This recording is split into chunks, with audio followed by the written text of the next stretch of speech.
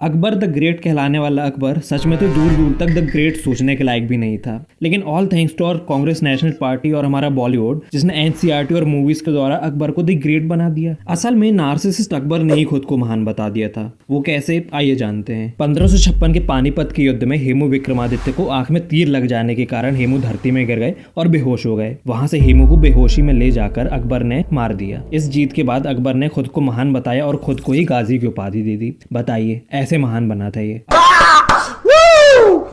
मजा आ गया भाई, मजा आ गया। अकबर का ये वाकया बहुत ही कम लोग जानते होंगे। हिमाचल के शक्तिपीठ ज्वाला देवी में अखंड लौ को अकबर ने सैकड़ों बार बुझाने का प्रयास किया था। पहले उस पर पानी डलवाया, फिर उसके ऊपर नहर खुदवा दी, फिर वह मंदिर भी तोड़वाया, लेकिन लौ नहीं बुझी। अंत में हार मानकर उसने ज्वाला देवी के मंदिर में सोने का छत्र चढ़वा दिया, लेकिन ज्वाला देवी ने उसे स्वीकार नहीं किया और छत्र गिरकर टूट गया। अब यह देखने के बाद अकबर का ईगो तो हर्ट हो चुका था। अकबर ने गुस्से में ज्वाला देवी के पुजारियों सहित मंदिर प्रांगण की 200 गायों का सर कटवा दिया था। हमारे चाचा नेहरू मतलब पंडित जवाहरलाल नेहरू जी ने अकबर को सबसे सेक्युलर शासक बोलते हुए बहुत ग्रेट बताया था। आइए जानते हैं कितना सेक्युलर था ये अकबर। हेमू को मार देने के बाद हेमू के सैनिकों को बंदी बना लिया गया था, लेकिन उन सैनिकों में जो हिंदू सैनिक थे उनका सर अकबर ने अपने अंडर कंस्ट्रक्शन टावर में लगवा दिया था। ये पेंटिंग उसी घटना को बताती है। इसके अलावा जो मुस्लिम सैनिक थे उन्हें छोड़ दिया गया था। और यह सब जो मैंने अभी आपको बताया और बताने वाला हूँ, इसके रिसोर्सेज इसका कोर्ट पोइट अबुल फजल की बुक अकबर की बायोग्राफी अकबरनामा में दिया है। तो इसके रिसोर्सेज ट्रस्ट मी ब्रो और व्हाट्सएप यूनिवर्सिटी नहीं है, ठीक है। इसलिए आपको ये वीडियो पूरा देखना बहुत ज़रूरी है। ठीक है, समझिए। हमें हमेशा से टीवी सीरियल्स और मूवीज़ में जोधा अकबर की एक प्यारी सी लव स्टोरी दिखाई गई है। सच्चाई इससे बहुत अलग है। अकबर के कोर्ट पोइट के अनुसार उसकी लगभग 300 बीवियाँ थीं। उनमें से कई हिंदू और कई मुसलमान थी। खास बात यह है कि उसकी शादियों के रिवाज सिर्फ मुस्लिम बीवियों से थे। उसने किसी हिंदू रानी से रस्म के साथ शादी नहीं की थी।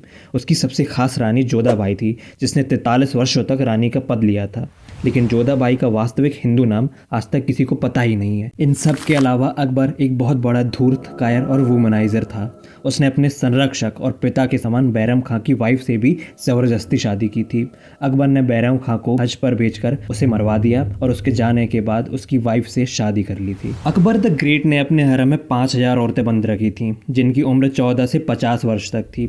इनमें से 300 तो इसकी बीवियाँ थीं, बाकी सब की सब स्लेव्स थीं। और जिसे भी लगता है कि उसने बहुत बड़ी बड़ी लड़ाइयाँ जीती हैं, उसे यह पता होना चाहिए कि अकबर हमेशा छोटी सी सेना से लाखों की सेना लड़वाता था। चित्तौड़ में उसने मात्र 8000 राजपूतों के सामने 1 लाख सैनिक उतारे थे। अकबर के इस छिछोरेपन की एक और घटना है। अकबर नवरोज उत्सव मनवाता था, जिसमें महिलाओं के लिए वह एक सेपरेट मेला लगाता था। पुरुष उसमें अलाउड थे ही नहीं, लेकिन अकबर खुद उसमें बुर्खे में छुप कर जाता था और वहाँ पर उसे जो स्त्री पसंद आ जाती थी उसे वह जबरदस्ती उठाकर लाता था और 1 साल तक उससे दुराचार करता था। ऐसे ही एक नवरोज में उसका सामना किरण बाई शाह से हुआ था। ऐसा एक बहुत सुंदर राजपूत वीरांगना रानी थी।